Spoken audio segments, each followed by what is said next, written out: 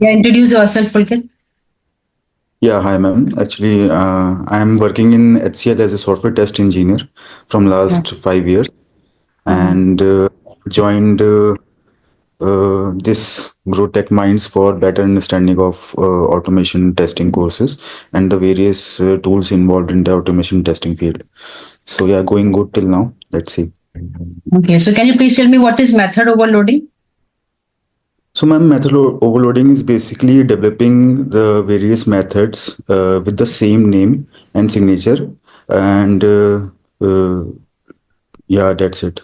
In the So, same class, when we used to create various methods with the same name, known as method overloading. can you please tell me, can we overload static methods and non-static methods? Yes, ma'am, we can overload static and non-static methods. Okay, can you please share a screen and write a program on method overloading? Yeah.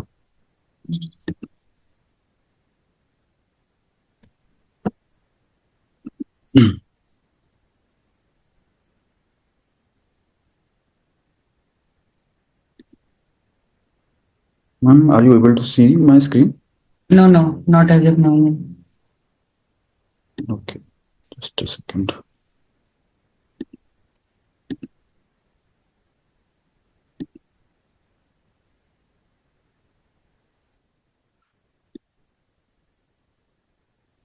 Just a second, ma'am. So it is. Sure, sure.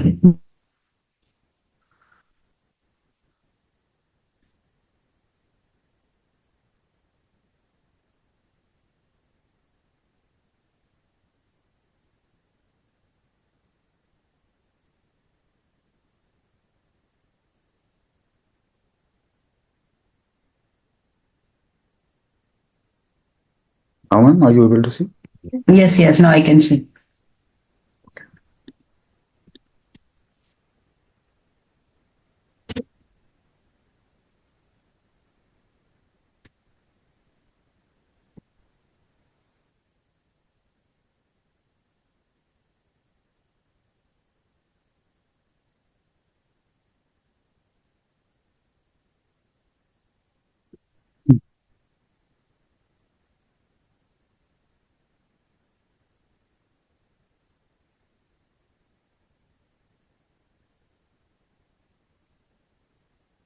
So, ma'am, I need to overload both static and non-static. Yeah, write one for static and one for non-static Okay. in same program.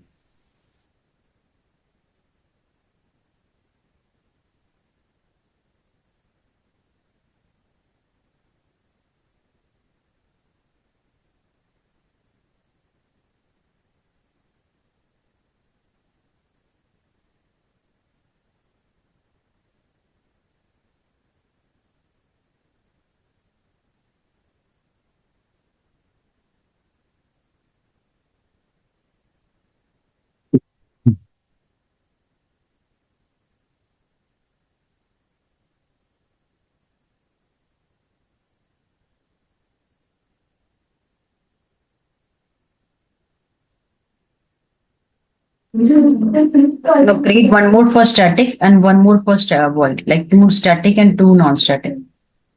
Okay.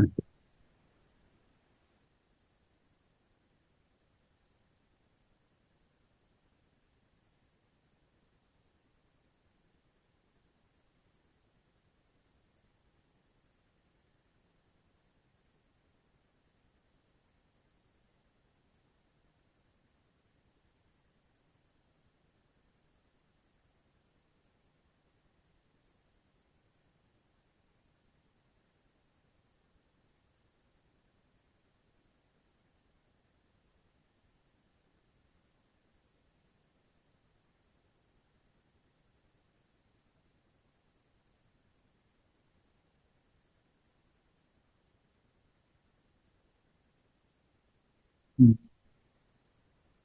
So we have static.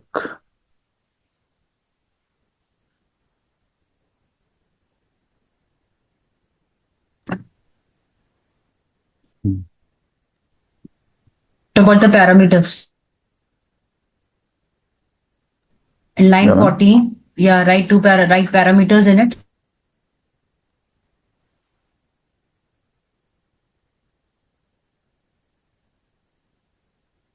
Mm. And in line 18 also.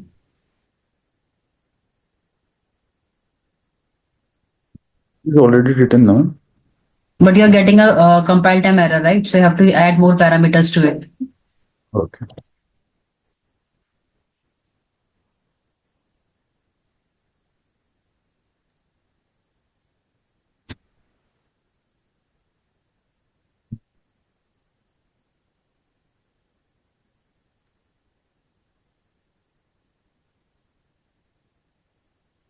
So we have actually static method and non-static method. Okay. Mhm. With the Okay. same. The method name are same, but the parameter signature should be different, right? So in C, Mhm. in D, you have given, so those are the two parameters. And in 18th line also, you are giving two parameters. So you have to give one more parameter over there.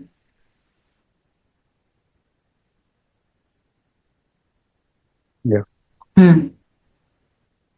Now I have to call it in the main Yes. method. Static Mm-hmm. method be called with the help of class name only and giving the parameters.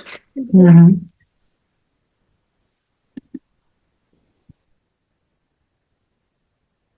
Method name, sorry.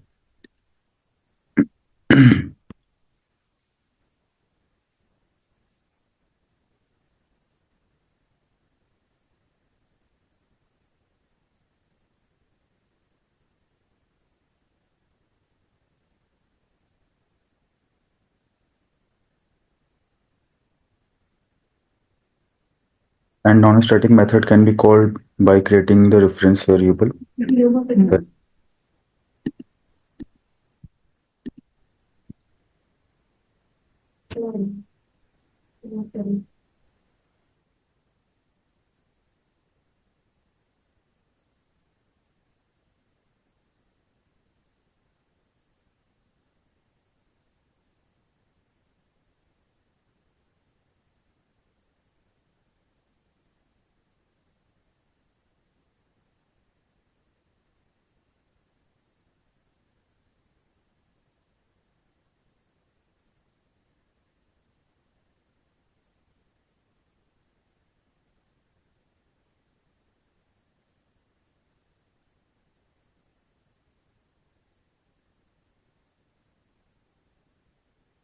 Mm.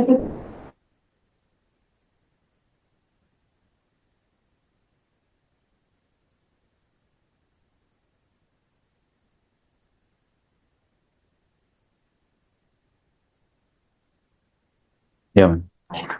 Mm. Good job. Okay, now tell me what is constructor overloading? And constructor overloading is like there are if there are many constructors with obviously with the same name only they are, but in difference in their implement arguments or parameters. So this is known as constructor overloading, and constructor overloading can be we need to create the object of various constructors in it. To overcome this, like creating many objects, we use super calling statement.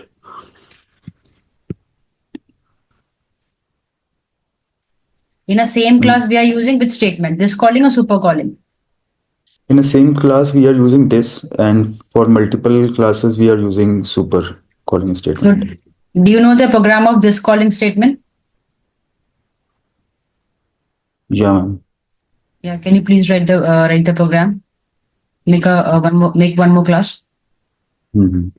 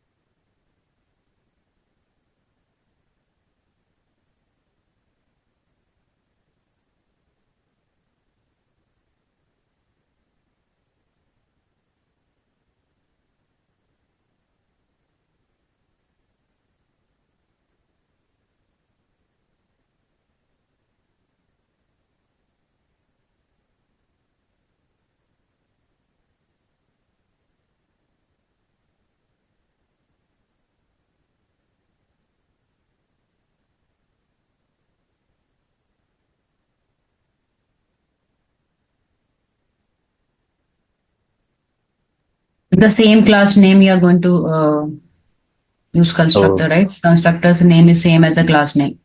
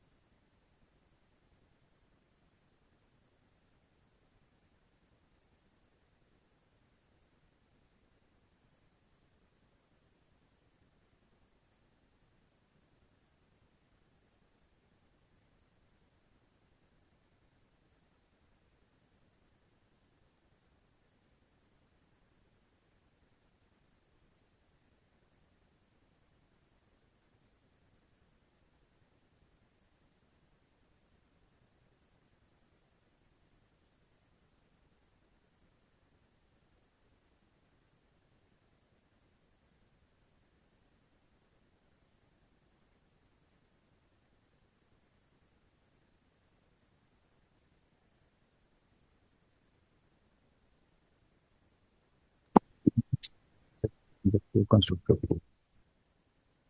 So, so this keyword here will call the constructor one first, and in the main method I have called this constructor two. So via this we have first called the constructor one, and then it goes to constructor two. Good job. So can you please tell me the difference between list, map, and set? So, ma'am, list basically used to follow the indexing, and set is used to store the unique values, and map basically is used for storing values in the form of keys and values. So in list we can use like list of iterator and iterator for iterations. In set we can use only iterator, and in maps we can use key set, values, and entry set for iterations. And there are various subclasses, various child classes associated with it. Like in list we have vector class, stack class, array list, and in set we have like hash set, reset, and in maps we have like properties and dictionaries, etc. Good job. Okay, so can you please write a program on how to reverse a string? Yeah, ma'am, just a second.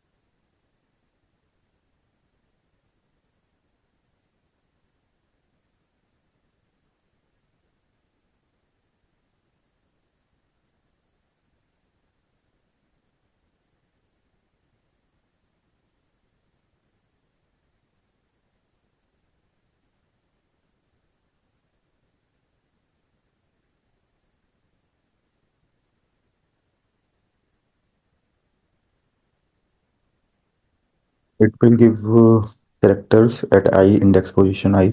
So we have to store it in chars. Let's say C.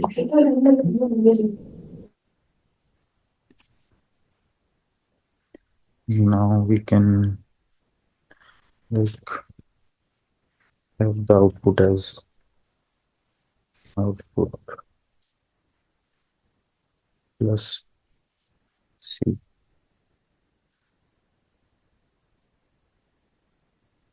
Uh,